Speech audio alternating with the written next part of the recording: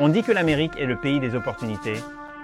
Depuis des générations, le rêve américain a fourni une feuille de route. Travail dur, vise haut et le succès et le bonheur suivront. Mais que se passerait-il si on nous avait tous menti? Est-il possible que, au lieu d'être un idéal vers lequel aspirer, le rêve américain nous empêche en réalité d'atteindre le vrai bonheur et l'épanouissement?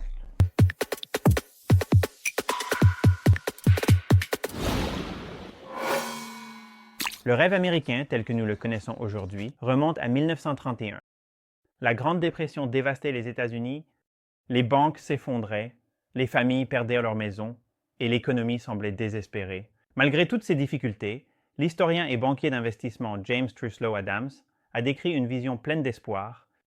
Le rêve américain est ce rêve d'une terre où la vie devrait être meilleure, plus riche et plus épanouissante pour tout le monde, avec des opportunités pour chacun, selon ses capacités ou ses réalisations.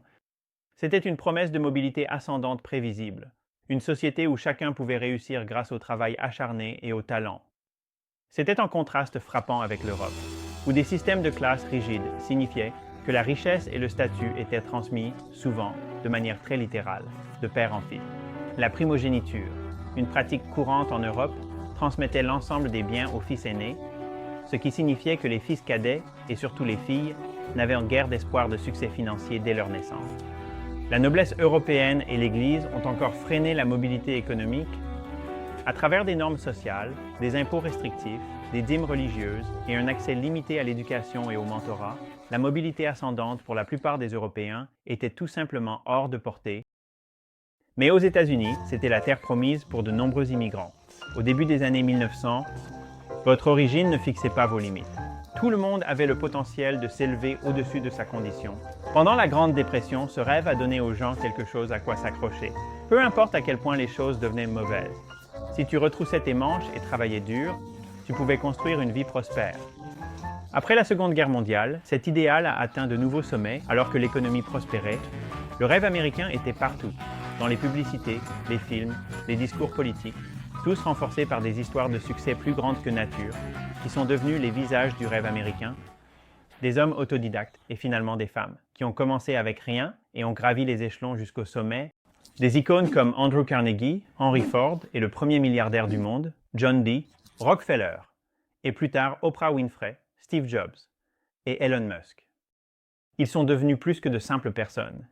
Ils étaient des symboles de ce qui était possible, inspirant des millions de personnes à croire que ce rêve américain irrésistible n'était pas seulement réalisable, mais à portée de main.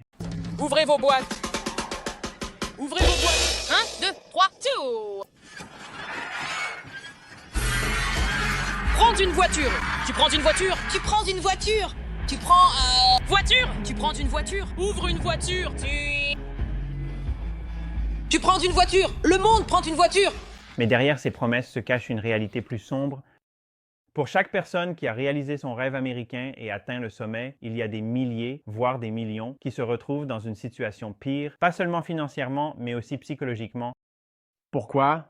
Le rêve américain promet que le travail acharné garantit pratiquement le succès, mais la réalité est souvent très différente.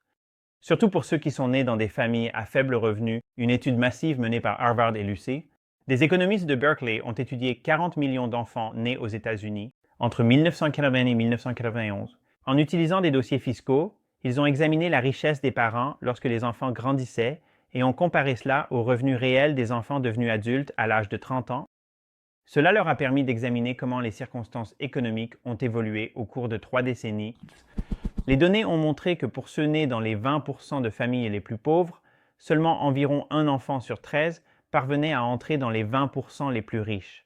Plus de 60% restent dans les 2 plus bas niveaux de revenus. Plus de 30 ans plus tard, Donc pour beaucoup, la pauvreté est héritée. Les scientifiques sociaux appellent cela la persistance de la pauvreté. Ils évoquent des barrières comme l'accès limité à une éducation de qualité, des quartiers sous-financés et des inégalités systémiques, y compris le racisme. Cela retient les gens et rend souvent impossible de progresser. Lorsque nous regardons au-delà des États-Unis, la même étude a révélé que la mobilité ascendante pour les Américains à faible revenu est en retard par rapport à de nombreuses autres nations développées. Dans des pays comme le Canada, le Danemark et la Suède, les personnes nées dans la pauvreté ont beaucoup plus de chances de progresser. En d'autres termes, le rêve américain n'est pas susceptible de se réaliser pour la plupart des Américains. Et ce n'est même pas uniquement américain. Pourtant, les enquêtes montrent constamment que plus de 80% des Américains croient encore que le travail acharné à lui seul suffit pour atteindre le succès financier. C'est une idée séduisante qu'avec suffisamment de talent et de détermination, n'importe quel obstacle peut être surmonté. Mais quand les complexités de la vie, comme les récessions économiques, les licenciements ou les urgences familiales, se mettent en travers du chemin, ceux qui n'y parviennent pas se sentent souvent comme s'il devait y avoir quelque chose qui cloche chez eux. Nous finissons par nous blâmer, en internalisant ces revers comme des échecs personnels, en grande partie parce que le rêve américain est si étroitement lié au mérite individuel. Des études montrent que près de 70% des Américains déclarent ne pas se sentir à la hauteur en raison de leur incapacité à répondre aux normes élevées de la société. Cette attente silencieuse, ce sentiment de ne pas être à la hauteur malgré tous vos efforts, ronge votre estime de soi et érode le bonheur. Le rêve américain, centré sur la réussite, favorise l'individualisme et le surmenage, menant à l'isolement. Absorbés par leur carrière et la richesse, les gens sacrifient la connexion humaine. Moins de gens participent à des activités communautaires. À mesure que les gens deviennent de plus en plus occupés par l'avancement de leur carrière et l'accumulation de richesses, quelque chose doit céder, et la connexion humaine est souvent ce qui est sacrifié. Les recherches montrent que ces dernières années, moins de gens rejoignent des clubs sociaux, des groupes religieux ou participent à des activités communautaires, ce qui signifie qu'ils ont moins de réseaux de soutien que jamais lorsque des défis se présentent. La recherche en psychologie est claire. Des connexions sociales solides sont cruciales pour le bonheur. Pourtant, les Américains passent plus de temps à travailler et moins de temps avec leurs amis et voisins. Une étude récente a révélé que 60% des Américains déclarent se sentir seuls, les jeunes adultes étant les plus touchés. C'est particulièrement préoccupant étant donné d'autres résultats qui montrent que ceux qui ont moins de connexions sociales font face à un risque de décès prématuré supérieur de 26% par rapport à ceux qui vivent dans des communautés soudées, qui ont tendance à vivre plus longtemps et plus heureux. Tout cela soulève une question.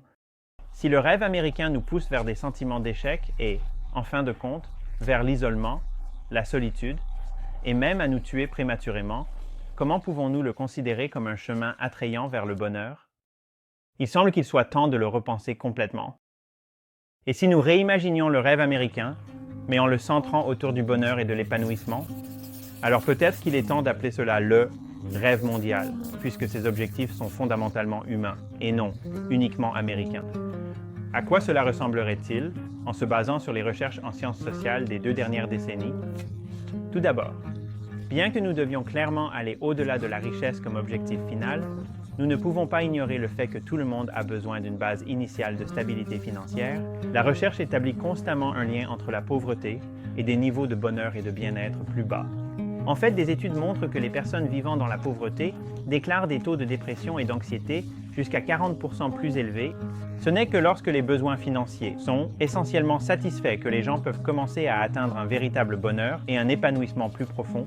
À partir de là, notre rêve réimaginé doit s'efforcer de redéfinir le succès en déplaçant l'accent des objectifs externes vers ceux qui s'alignent le mieux avec nos valeurs uniques et individuelles.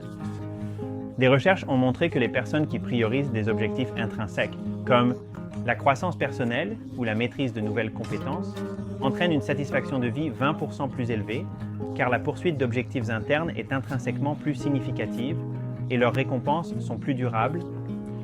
Dans cette vision, le bonheur n'est pas une fin à atteindre, mais un voyage continu, façonné par des choix intentionnels et significatifs.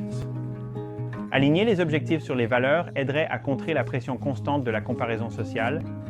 Lorsque chaque personne poursuit ses objectifs uniques basés sur ses valeurs, les comparaisons ascendantes commencent à perdre leur emprise, alors que d'autres ne cherchent peut-être pas les mêmes choses.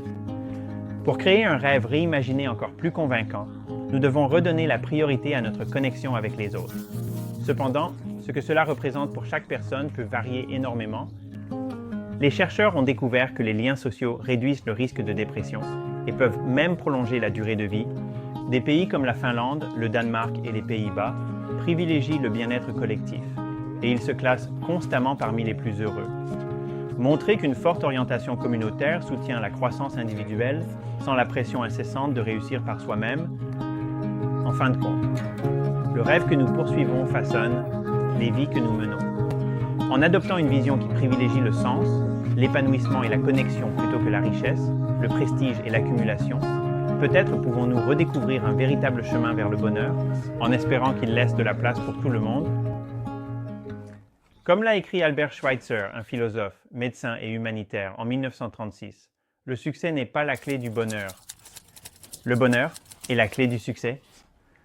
Tout ça a l'air bien, mais qui va nous aider quand on se rend au travail et qu'on attrape un coup de blues du lundi? Je dois sortir d'ici. Je pense que je vais craquer. Là là. On dirait que quelqu'un a attrapé le blues du lundi. Dans notre prochaine vidéo, nous examinerons le rôle que le travail joue dans le bonheur à travers les yeux du héros d'Office Space, Peter Gibbons.